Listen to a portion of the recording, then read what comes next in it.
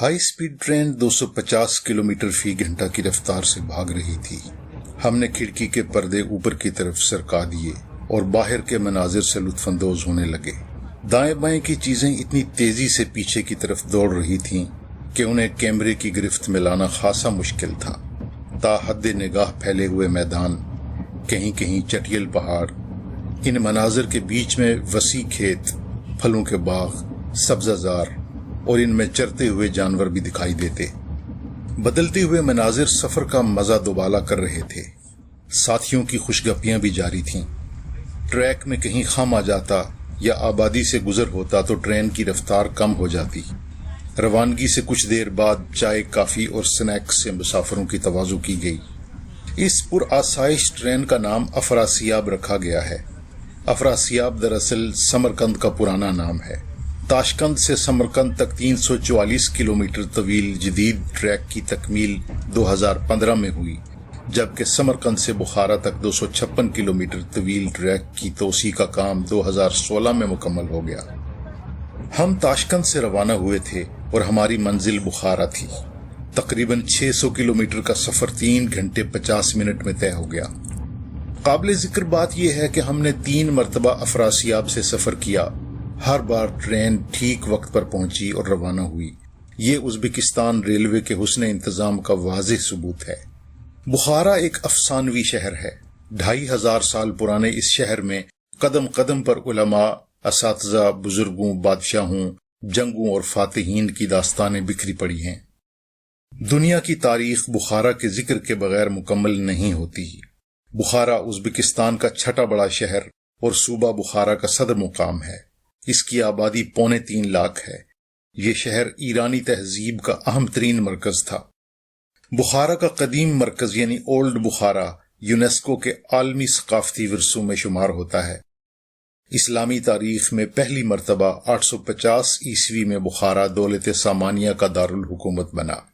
1220 عیسوی میں یہ شہر چنگیز خان کی تباہ کاریوں کا نشانہ بنا۔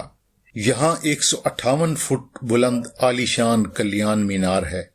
اس مینار سے اذان دی جاتی تھی اور بادشاہ کے فرمان پڑھ کر سنائے جاتے تھے۔ اسے موت کا مینار بھی کہا جاتا تھا کہ 20ویں صدی سے کچھ پہلے تک مجرموں کو سزائے موت دینے کے لیے اس مینار سے گرا دیا جاتا تھا۔ کہتے ہیں چنگیز خان بخارا کو تباہ و برباد اور آبادی کو قتل کرتے ہوئے جب کلیان مینار پر پہنچا تو اس کا شکوہ دیکھ کر حیرت زدہ ہو گیا۔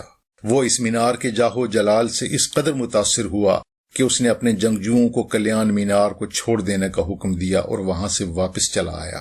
1865 عیسوی میں سلطنت روس کے ہاتھوں شکست کے بعد بخارا اور سمرقند سمیت بہت سے علاقے روس کے قبضے میں چلے گئے۔ 1917 کے انقلاب روس کے بعد 1920 عیسوی میں مقامی امیر محمد عالم خان کے خلاف بغاوت ہوئی اور اسی سال اشتراکیوں نے بخارا پر قبضہ کر لیا، جو 1991 میں ازبکستان کی آزادی تک برقرار رہا۔ ہم نے بخارا کا عظیم الشان ارک قلعہ بھی دیکھا، جہاں سے محمد عالم خان نے آخری لڑائی لڑی۔ یہ قلعہ 5ویں صدی عیسوی میں تعمیر ہوا، جو تقریباً 80 کنال کے رقبے پر محیط ہے۔ قلعے کی دیواریں 52 سے 66 فٹ تک پہنچی ہیں۔ شام ہو چکی تھی۔ قلعے کی چھت سے ڈوبتے ہوئے سورج کا نظارہ ماضی کی داستان کے پس منظر میں ایک عجیب کیفیت طاری کر رہا تھا۔ قلعے کے عین سامنے سڑک کے پار بولو ہوز مسجد ہے، جو 1712 عیسوی میں تعمیر ہوئی۔ اسے 40 ستونوں والی مسجد بھی کہا جاتا ہے۔ مسجد کے عین سامنے ایک حوض ہے۔ مسجد کے برآمدے میں 20 ستون نصب ہیں۔ دور سے دیکھنے پر ان ستونوں کا عکس پانی میں نظر آتا تو 40 ستون دکھائی دیتے۔ اس طرح اس کا نام 40 ستونوں والی مسجد پڑ گیا۔ بخارا ایک مردم خیز شہر تھا۔ امام بخاری اسی شہر میں پیدا ہوئے، جن کا تذکرہ ہم پہلے کر چکے ہیں۔ ہم نے امام بخاری کی جائے پیدائش دیکھی۔ سلسلہ نقشبندیہ کے بانی بہاؤالدین نقشبند رحمۃ اللہ علیہ بھی بخارا کی سرزمین کا درخشندہ ستارہ ہیں۔ آپ 1317 عیسوی میں پیدا ہوئے۔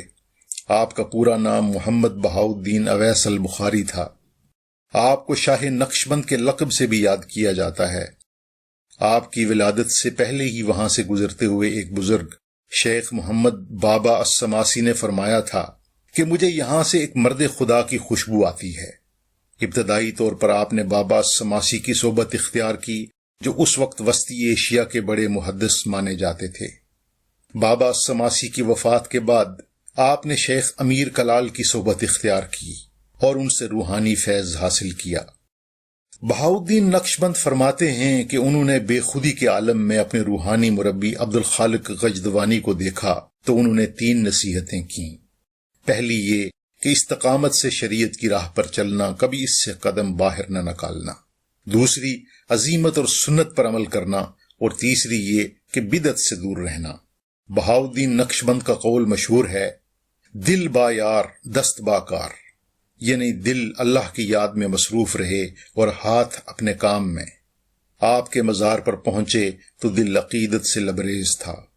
وقفے وقفے سے کوئی خوش الہان قاری سحر انگیز آواز میں قرآن پاک کی تلاوت کرتا اور سننے والے اس کی تاثیر میں ڈوب جاتے۔ اس کے بعد دعا کی جاتی۔ یوں یہ سلسلہ ہر وقت جاری رہتا ہے۔ دنیا اسلام کے عظیم مفکر اور فلسفی بو علی سینا بھی بخارا کے رہنے والے تھے۔ آپ 980 عیسوی میں فارس کے ایک چھوٹے سے گاؤں افشنا میں پیدا ہوئے۔ بچپن ہی میں ان کے والدین بخارا منتقل ہو گئے تھے۔ بخارا کے سلطان نوح بن منصور ایک بیماری میں مبتلا ہو گئے۔ کسی حکیم کی دوائی کارگر ثابت نہیں ہو رہی تھی۔ بو علی سینا اس وقت 18 سال کے تھے۔ انہوں نے سلطان نوح بن منصور کا علاج کیا، جس سے وہ صحت یاب ہو گئے۔ سلطان نے خوش ہو کر انہیں اپنی لائبریری سے استفادہ کرنے کی اجازت دے دی۔ بو علی سینا کا حفظہ بہت تیز تھا۔ انہوں نے لائبریری چھان ماری اور بہت سی معلومات اکٹھی کر لیں۔ انہیں بجا طور پر جدید میڈیکل سائنس کا بانی کہا جاتا ہے۔ بو علی سینا نے تحصیل علم کے شوق میں خوارزم، جرجان، رے، ہمدان اور اصفہان کا سفر کیا۔ ان کا انتقال ہمدان میں ہوا۔ ان کے بارے میں خیال کیا جاتا ہے کہ انہوں نے 450 کتابیں لکھیں، جن میں سے 250 ہی دستیاب ہیں۔ بعض محققین کے خیال میں انہوں نے 99 کتابیں تصنیف کیں۔ فلسفہ اور طب کے علاوہ ابن سینا نے فلکیات، کیمیا، جغرافیہ، ارضیات، منطق، ریاضی، طبیعیات اور شاعری میں بھی قابل قدر کام کیا۔ ان کی کتاب طبی قوانین کے بہت سے ابواب 1650 تک مغرب کی یونیورسٹیوں میں معیاری کتب کے طور پر پڑھائے جاتے رہے۔ یہ کتاب 1973 میں نیو یارک میں دوبارہ شائع کی گئی۔